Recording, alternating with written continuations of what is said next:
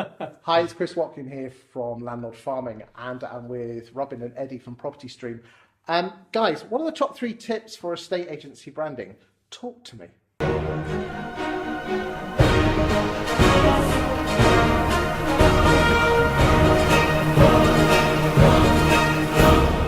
So the most important thing for branding in all sectors is to get your messaging right and your tone of voice, and because branding is your personality, so it's what people think, their perception of your business. So it's so important to sit down with your team and ideally your customers and really refine who you are, your personality, why you're different. And it's only at that stage, once you've actually got all that down, written down, just words at this stage, do you even think about going down and creating pretty pictures and logos and colours and stuff like that? So, Because it's just all about logos branding, isn't it? so it's so important to get the basics and get the words right. So it's all about words, and then the pretty pictures and the logos and the colours is like the clothes that you sit around.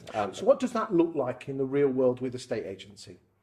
So in terms of, let's say, UMove, for instance, so the UK's most trusted estate agent. So they've got this fantastic sort of strap line based on lots of positive reviews. And those are the words, and that's a really strong message to be getting across. What do you think local estate agents could do? Because obviously they're not an independent agent, a big agent like you. Yeah. Well, I don't think it really matters what size you're at all, because ultimately you've got a personality, you've got a message, and you've got a tone of voice.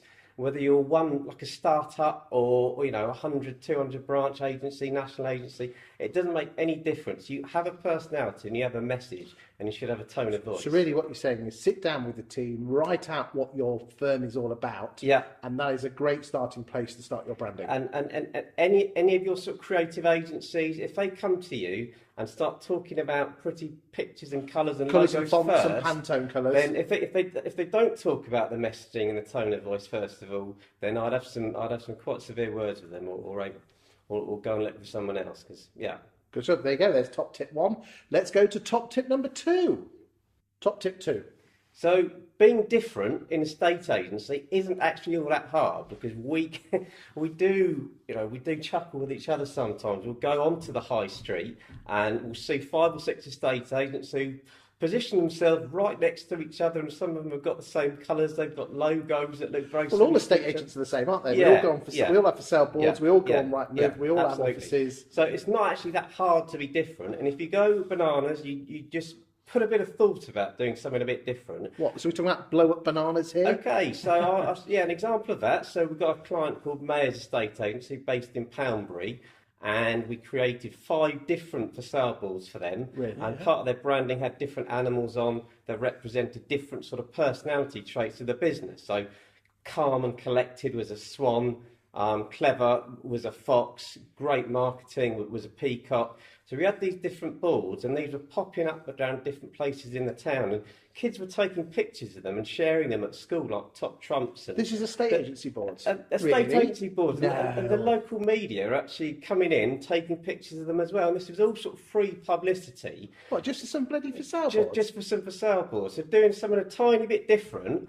has created this sort of media hype, and people are going to Mayors and sort of saying, well, I want a board with a peacock on, and so they spent a bit more, they've done something a bit different, and the rewards from that has been, astronomical. You surprised me, genuinely. Yeah. And I'm open to those ideas. Yep. Because I must admit, I think a lot of estate agents hide behind their branding. Yeah. But I think what you're trying to say here is that they're not just hiding behind a font or a logo. They're Yeah. actually going out there and being not different for different sake, but being Yeah. different that's relevant to the community. Because obviously the local press have got involved. Yeah, no, absolutely. Well, they have to be different, because not everyone is different. Every personality is different. Because correct me if I'm wrong, didn't you actually you were right there at the start with the UMove branding, with the sheep and things like that. Yeah. So I'd throw it back to you. And do you think UMove would have got to where they were so quickly, from a start-up to... No, I don't think they would have. if they didn't have a brand that really got them noticed and made them stand out from the crowd? It certainly was an interesting brand, and I think a lot of estate agents derided it to the start at the Yeah, start. yeah. But when Martin and Co paid all those millions for Yeah, it, absolutely. which I know we'll have a chat about Yeah. that later,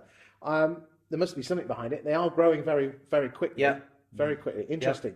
So there you go. There's another top tip. Let's move on to number 3. So what's the third top tip on branding for estate agents? Okay, so if you've invested and you've got some consultants in, you've got a branding agency to come and have a look at your tone of voice, your messaging, and you've created these lovely pictures and great for sale boards, and then you don't apply it consistently across everything you do, and that's not just your marketing in terms of your printed collateral, your brochures, your flyers, your sale boards. If you don't sort of train your staff and the people who work for you to sort of actually relay those messages. What does that actually look like in real world? So the guys out there in estate agency land can take something from this. Absolutely, yeah. Well, I think in terms of sort of bringing up to speed your staff and getting them involved in that process, if they can be involved in part of that sort of branding process and getting... then they they own part of it. They do, don't yeah, they? absolutely. Then they feel like they're involved, they feel a part of it. Another good example of that is another example with YouMove, and we did it with White Gates as well, is when we did a new for sale board, we did, let's say, 10 different variants of it, and we sent it out to all the franchisees and said, look, pick your top 3. And so they felt like they were involved in it. And when the latest for sale board was picked, they took ownership of it, so it made a big difference. So what you're trying to say is be consistent, and I think from all the 3 tips, get your staff involved. Absolutely, yeah, and even sometimes your customers as well, because they're the ones who are going to give you the best feedback and the most honest feedback. Well, there you go. That's 3 top tips on your branding for estate agency from the boys at Property Stream. Thanks very much, boys. Thank you. Thanks very much. Thank you. Cheers.